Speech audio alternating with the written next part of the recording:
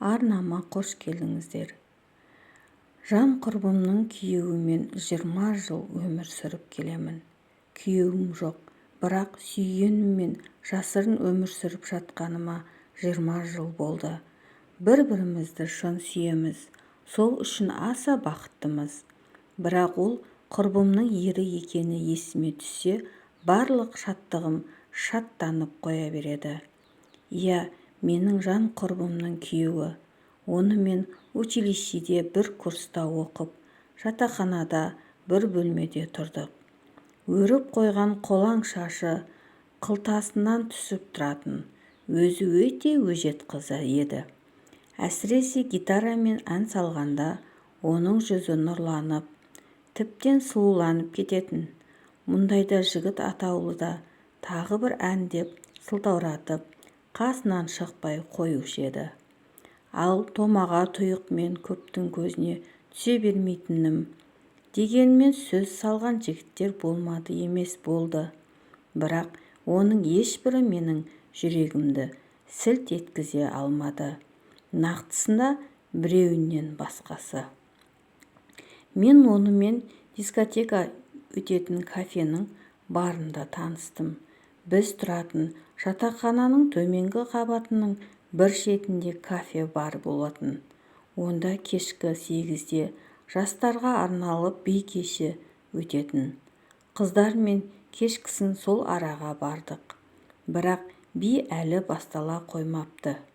Кафе бары жиегіне тақалып едім, оның бір шетінде қара торы жігіт отырғанын байқадым. Ұялшақтығымды бөлмедегі қыздар бетіме баса бергеннен кейін өзімді сынап көрейін дедім. Сөйтіп әлгі жігітті сөзге тартып көрмек болып қасына тақалып, менің есімім Әсем дедім дауыстап. Басында таң қалған ол жігітпен онда кейін емін-еркін әңгіме дүкен құрып, бірге би билеп, жақсы араласып кеттік. Мен оған бөлменің номерін айттым. Сол кездесуімізде ол маған келіп тұратынын айтып қоштасқан.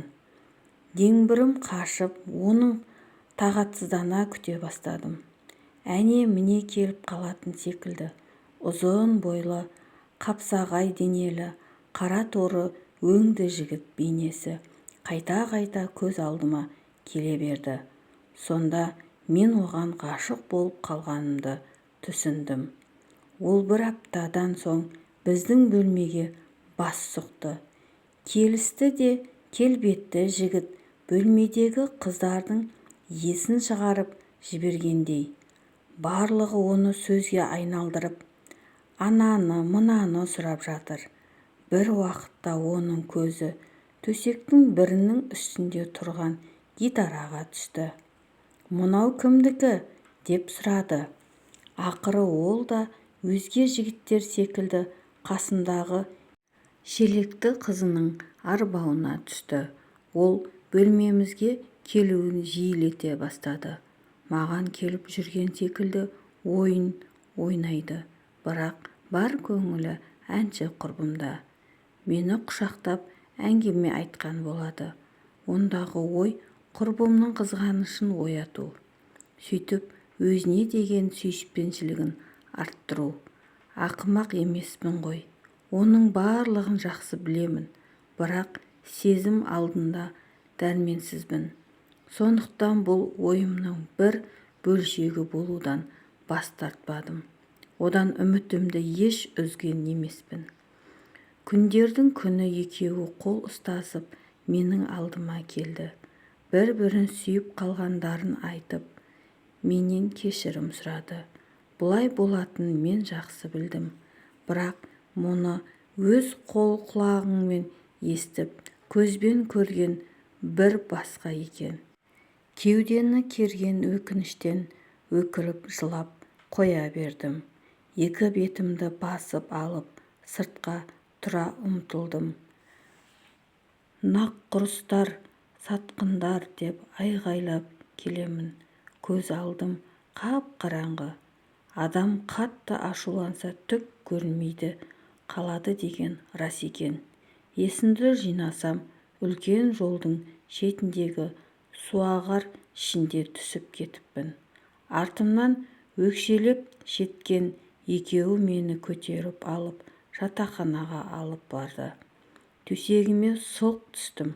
Содан 2-3 күн есімді жинай алмай, елес ұқсап, есеңгіреп жүрдім. Негізі осымен барлығы аяқталуы тиіс еді. Алайда менің мүшкіл халім оның аянышын туғызған секілді. Сол кезде маған осындай осал сәттерді неге пайдаланбасқа деген ой келді. Не керек, түрлі себеппен оны шақырып алатын болдым. Құрбым ауылға тұрмысқа шығатынын жеткізуге кеткен сәтті текке жібермедім. Жалғыз қорқатынымды айтып, оны бөлмеге шақырып алдым. Сол түнді бірге өткіздік. Менің пәк боп шыққанымды оны қатты таңғалдырды. Неге таңғалды? Кейін білдім. Қасымдағы құрбым ол жағынан жұрда екен. Бірақ құрбымның бұл кемшілігі менің артықшылығым оны тоқтатпады. Олар бас қосып отау құрды. Тойда мен қыз жолдас болдым. Сырықтай ұзын шиттік шиікіл сары күйеу жолдас. Екеуміз бірге бір-бірімізге қарап, ішім астан-кестен шыққан маған сол сәтте бәрібір еді. Алдыма келген бокалды жібермей сілтей бердім. Ішімді өртеп бара жатқан отты сөндірсе деймін. Бақытымнан айырылған күнді мына сарымен бірге жоқтайын деп олай отырмын. Сөйтсем, әрбір қимылымды қалт жібермей бақылап отырған ол мұның барлығына қарсы боп шықты. Кезекті бір бокалды көтергелі жатқан қолымды қарс ұстаған қалыңдық күйеуі мені шеткері жаққа алып шықты. Болды, жетер енді, дейді. Менің басым бос, енді не істеймін десем, өзім білемін деп қоямын оған. Ашуланып, тістеніп, құлағыма жақындай сөйлеген ол, сенің басың бос емес, сен менікісің деді. Басында абдырап қалдым. Өйткені мұндайды одан күткенім жоқ. Одан кейін тоқтай алмай қорқылдап күле бастадым. Адамның күлкісін келтірмеші, дедім. Бірақ бұл арада күлкі түк жоқ еді. Шындығы солай, мен оныкі болғаным, әлі де оныкімін. Үйленіп жатса да одан бас тартпақ ойым жоқ. Сонда маған не істеу керек? Оның жауабын ол айтты. Ол маған жиі келіп тұруға уәде етті. Мен оған үнсіз келістім. Одан бері 20 жылға жуық уақыт өтті. Қазір оның жекеменшік клиникасы бар. 2 отбасыны асырауға тапқан табысы артығымен жететін сияқты. Маған қала ортасынан бір бөлмелі үй алып берген. Барлық іс-қимылым бақылауда. Ол сондай қызғаншақ, бірақ оның көзіне шөп салу менің өңіме түгіл түсіме де кірмейді. Бірде Түркияға, тағы бірде Каирға демалуға бардық. Барлығымыз, яғни оның әйелі, бала-шағасы және мен, құрбымнан қуыстанып, қатты қиналдым. Демалған құрлы болмадым. Ақыры шыдамай Жанарға, менен күйеуіңді қызғанбайсың ба? Бір түрлі боп жүрмін, сендерге ілесіп алғаныма, деп қойдым. Сөйтсем ол күліп, басқа, бірақ сенен қызғанбаймын, деді. Оның талғамындағы қыз-келіншектер қатарына мен жатпайды екенмін. Осылайша өз-өзіме келгенім бар. Иә, ол құрбымның баршамен мойындалған ресми күйеуі, ал менің баршадан жасырын махаббатым. Құрбымның 2 ұлы, 1 қызы бар, ал менің 1 қызым бар. Оның тұңғышы институтта оқиды. Менің қызымның болса енді тілі шығып келеді. Ол кейіннен дүниеге келді. Алдында ол келіспегендіктен жүктілігімді үзген кезім де болды. Ақыры өзгеге күйеуге шықпайтынымды, сүйгенімнен өмірлік көңіл қосқаныма әбден көзім жеткенде онымен санасып жатпай-ақ қызымды туып алдым. Өзімнен аумайды. Ол да қыз десе ішкен асын жерге қояды. Оны папа деп жүр. Қызым өскен сайын менен маза қаша бастайды. Өйткені құрбыммен араласып тұрамыз. Өйткенде балаларды қыдыртуға барлығымызды отағасы бірге алып шықты. Ол үйдегілермен бірге біздікі де оны папалап қоймайды. Зәрем ұшып кетті. Ер адам көрсе осындай әдеті бар. Барлығын папа деп айта береді деп ақталдым.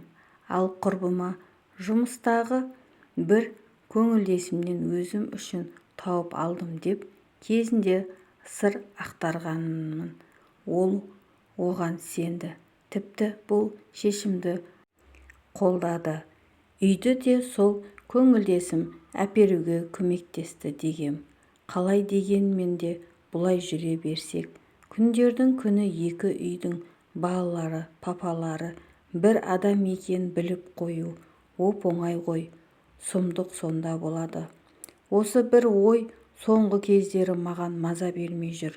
Мен өзім үшін емес, қызым үшін алаңдаймын. Кейде осы қаладан көшіп кетсем бе деймін, бірақ ол мені жібермейді. Ал өйтпесек те ұзақ жыл сақтаған құпиямыз ашылып қалатын түрі бар. Осылай десем, сен бостан-босқа алаңдайсың. Осыған дейін де ешкім білмеді, осыдан кейін де ешкім білмейді. Тек сақ болсақ болғаны деп қояды. Әрине оған сенгім келеді, бірақ қызымның өмірін күл-талқан еткім келмейді. Мен секілді ол да жасырынбақ ойнап іштей қиналмасын деймін. Сонда маған қайткен дұрыс, қатты қиналып жүрмін. Мүмкін бұл менің күнәм үшін осы өмірдегі жазығым шығар. Оны өтеуге дайынмын, бірақ қызымның еш жазығы жоқ қой. Ол біздің жалғандығымыздан жапа шекпесін деймін. Менің басыма жазғанды оған бермес екен деп тілеймін.